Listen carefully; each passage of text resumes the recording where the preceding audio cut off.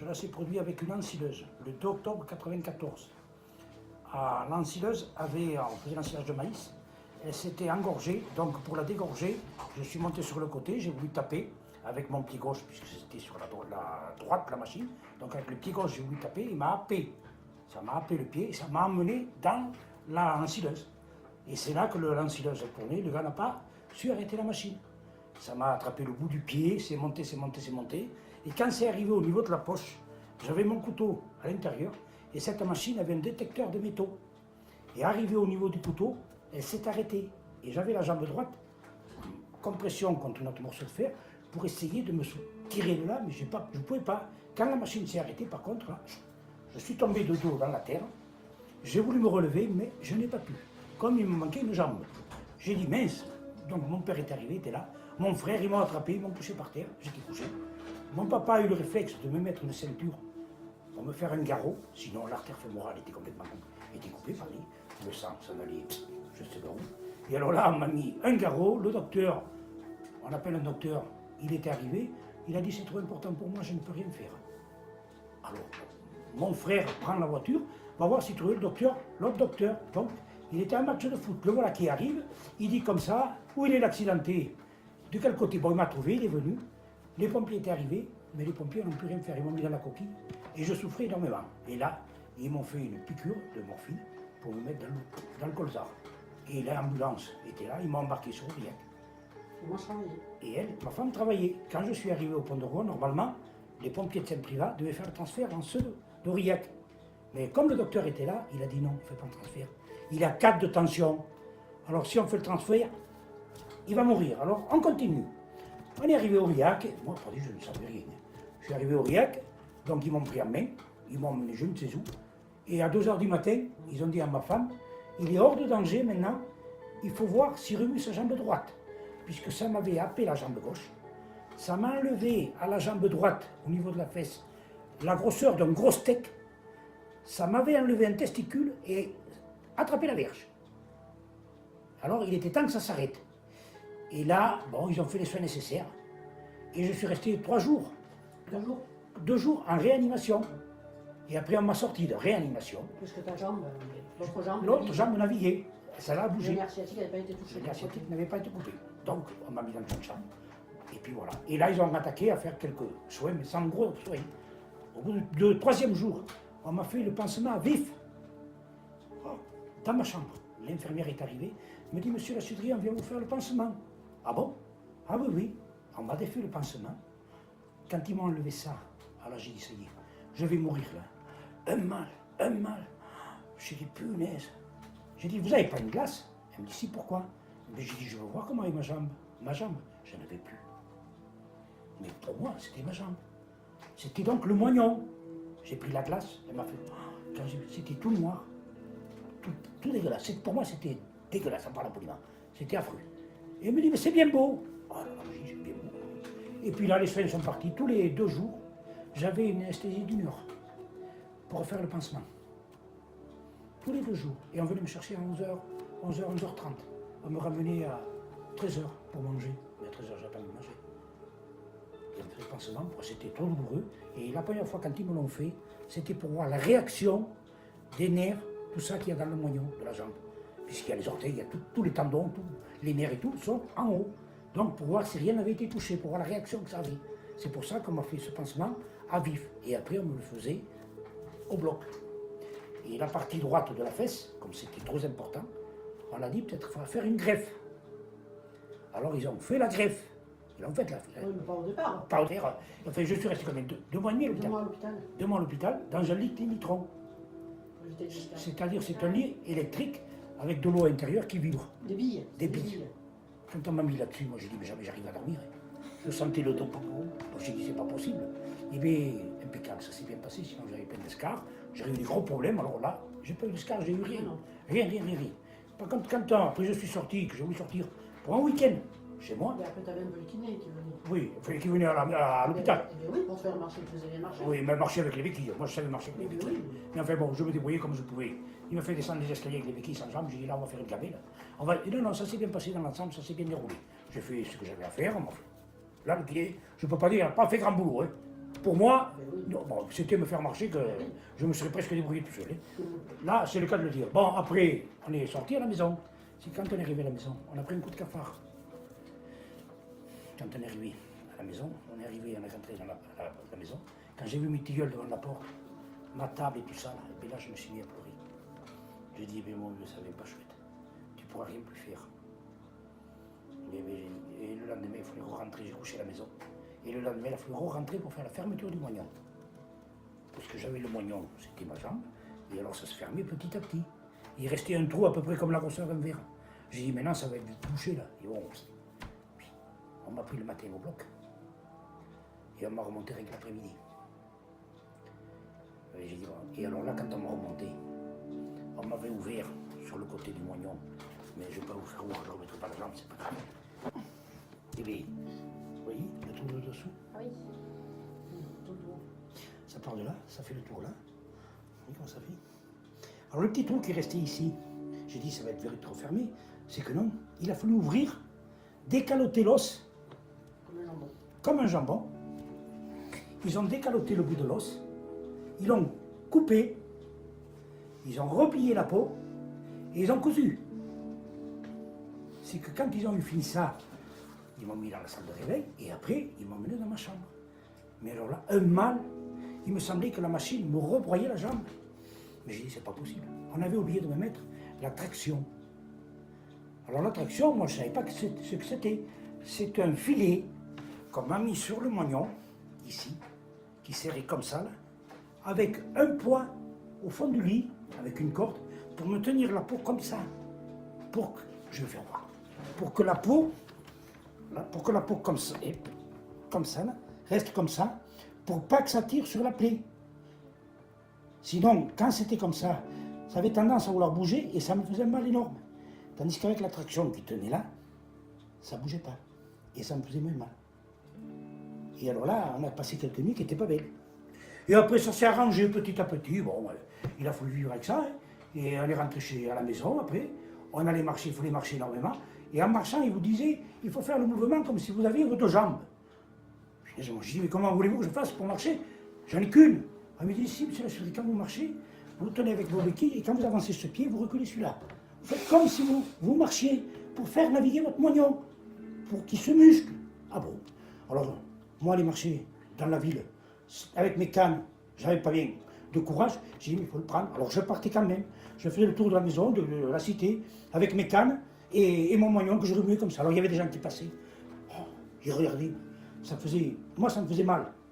Les autres, je ne sais pas ce que cela faisait, mais moi, ça me gênait de marcher dans la rue avec et remuer la jambe que j'en ai pas. Et alors après, on m'a fait l'appareillage. Alors là, je suis parti à Clermont pour faire l'appareillage. La première prothèse qu'on m'a fait à Clermont, c'était un pilon. C'est-à-dire, c'était une emboîture comme ça. Il n'y avait pas de crémaillère ni rien. Hein. C'est-à-dire qu'au bout du moignon, je mettais les gaz. J'entortillais mon moignon comme une gaz, une bande. J'avais un trou au niveau de la prothèse ici. Je passais ma bande, là, je la passais là-dedans. Je tirais, et quand je tirais ici, clac, clac, clac, la jambe descendait. Quand je l'avais là, je fermais le trou, et ça tenait comme ça. Il n'y avait pas d'air. Alors des fois, ça arrivait, ça faisait pouf, pouf. C'était l'air qui rentrait à l'intérieur. Et je n'avais pas de genou. C'était un tube. C'était carrément le tube, sauf que j'avais une manette sur le côté. Quand je m'assoyais, j'avais la jambe droite, je tirais dessus, le pied, pouf, il se baissait. Et quand je me relevais, hop, il se remettait en route. Je suis resté combien? Un an avec ça? À peu près un an. Et après, on m'a dit, on va vous mettre un genou. Je dit, on va mettre un genou à frein. Donc, bon, je ne savais pas ce que c'était un genou plastique, mais qui était mal positionné. Alors, j'en ai galéré à feu avec ça. Ça ne voulait pas marcher, ça, là, en plus la prothèse me comprimait le moignon de 6 cm. J'avais la prothèse là qui me serrait trop. J'avais le bout du moignon ici qui était tout noir. On me parlait de me ramputer de nouveau. Alors moi j'ai dit, là, il est hors de question. Hein. Alors j'avais un docteur Mahmoud qui m'avait opéré, qui m'avait suivi.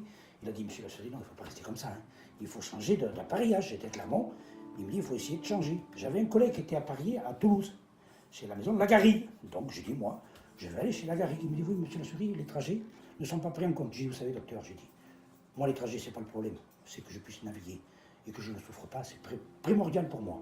Le reste, vous savez, l'argent, il y aura de l'argent que moi je ne serai plus là. Hein. Alors du moment que je puisse me faire soigner ailleurs, eh bien écoutez, c'est vous qui voyez. Aujourd'hui, je vois. Je verrai. Alors, je suis parti sur Toulouse. Quand je suis arrivé à Toulouse, je marchais avec la jambe écartée comme ça. Ils m'ont dit, mais qu'est-ce que vous faites, monsieur? Ils m'ont pris des photos d'eux devant, deux derrière, deux droite, de gauche, bon, peu importe. Ils m'ont dit, mais on n'est plus à l'attente de la guerre 14. Qu'est-ce qu'on vous a mis comme jambe au début, monsieur Assouri? J'ai dit ça. Non, mais écoutez, on met une jambe avec un genou. Un genou correct. Ah, mais j'ai dit, non, je n'ai pas eu ça. Il me dit, mais c'est pas normal, vous avez été mal à parier. Alors je suis allé à Toulouse pendant 2-3 ans. Il fallait faire souvent des prothèses, puisque mon moignon changeait de forme, de volume, tout ça. Alors ça a été la galère au départ pour faire les prothèses. Et après je me suis bien, ils ont stabilisé, le moignon s'est stabilisé. On m'a fait une prothèse qui est à peu près correcte. Et normalement, tous les 5 ans, on a droit à refaire une prothèse, c'est-à-dire le bol. Ils appellent ça le bol. Cette partie-là, tous les 5 ans. Non, celle-là, tous les 2 ans, excusez-moi. C'est celle-là, tous les 2 ans. Et le mécanisme, c'est tous les 5 ans. Le genou, tout ça. Mais moi, le genou, et les manches, oui, mais et le genou, moi, quand il m'a fait 2 ans et demi, il est mort. Alors, une fois, on me téléphone à Toulouse, j'étais en train de faire du bois. On me dit, allô, monsieur Assouri, oui. Il me la maison de la Garrigue. Ben, j'ai dit, oui, bonjour. Qu'est-ce qui vous amène? Eh bien, écoutez, on voudrait savoir combien vous pesez. Ben, je pèse 70, 75 kilos. Votre tour de taille? J'ai mon tour de taille, j'en sais rien, moi, je ne sais pas. J'en sais rien, moi, le pantalon, c'est du 44. Bon, oui, bon, on va. Et puis j'ai mis pour me poser ces questions.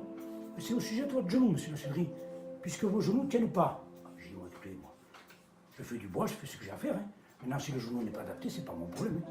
C'est à vous de me fournir un genou qui tienne le coup. Alors c'est là qu'il voulait des renseignements pour me mettre ce fameux genou hydraulique. Alors on m'a mis ce genou, depuis que j'ai ce genou, ils arrivent à faire un peu plus de temps, malgré que je bouge beaucoup moins. Il y a 10 ans, je naviguais plus, je me bougeais plus. J'avais 50 et quelques années, maintenant j'ai 63. Hein. Alors c'est vrai que ça change, bon, peu importe. Et alors là, on m'a mis ce genou, et depuis, et alors on m'a fait des prothèses, j'en ai eu je ne sais pas combien, et celle-là, elle est de 93. Et oui, c'est celle-là, 93, et celle-là, elle n'a même pas, non. Et celle-là ne va pas. Donc il faut qu'on la recommence, et pour ça, elle est en train d'en faire une autre.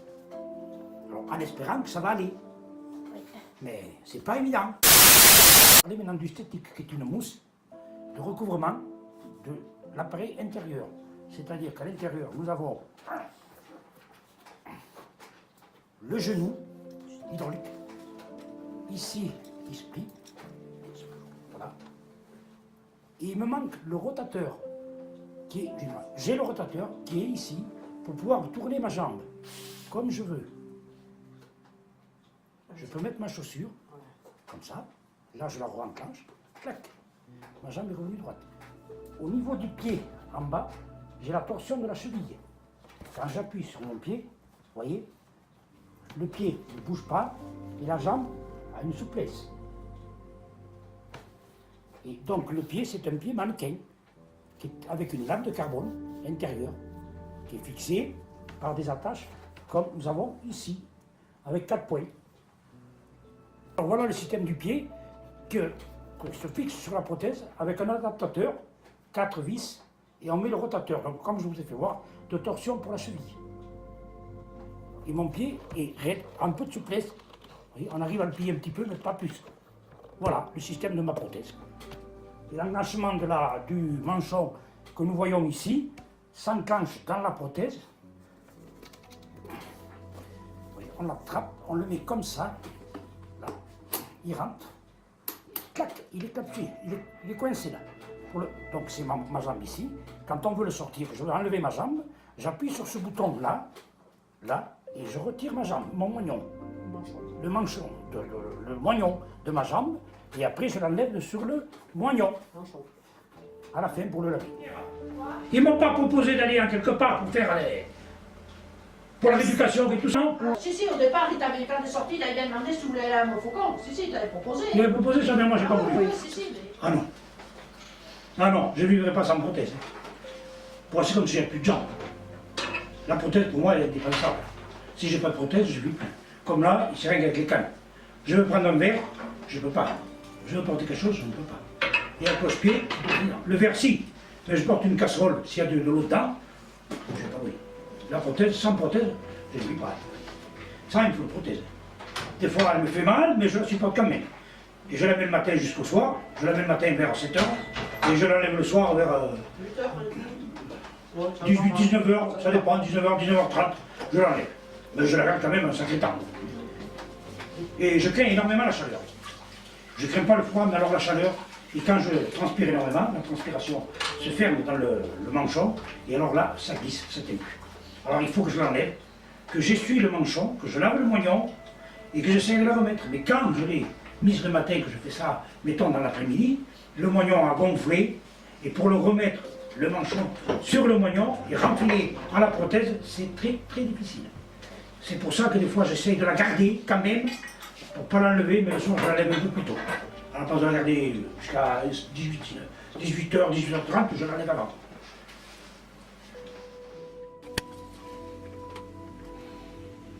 Là, quand je suis là, je me tiens là, hop, j'attrape mon bois, je le mets dans mon chariot. Quand mon chariot est plein, hop, je rattrape, je me mets là, et on repart. Voilà le système que c'est. Et alors, ça monte un peu plus haut que ça. Là, voilà la hauteur que ça monte.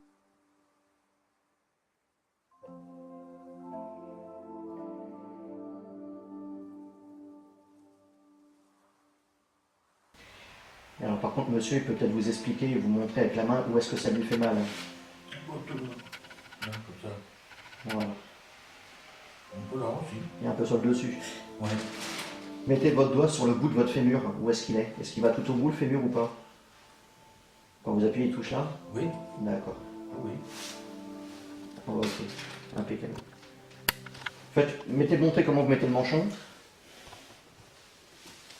C'est des produits de série qui sont faits, qui sont pris par rapport à des mesures personnelles du patient, qui servent d'interface et qui vont permettre d'accrocher rapidement la prothèse sans avoir à mettre des suspensions, des bretelles ou des systèmes de sangle. Voilà.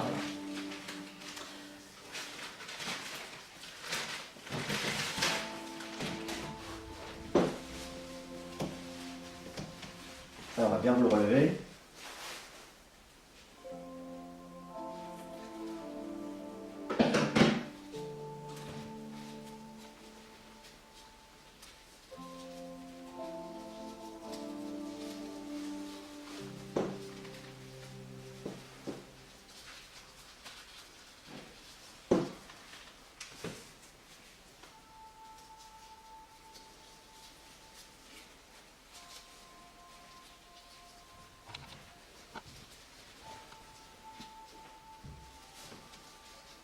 Alors il existe des formes de jersey spéciaux qui font des fonds pour la culotte avec, mais ça j'ai pas ça sous la main aujourd'hui. Donc le monsieur va pouvoir se tourner un tout petit peu pour regarder par là-bas. Voilà, ne bougez plus. La chaise sera juste derrière vous s'il y a un souci. Voilà. Vous détendez la jambe.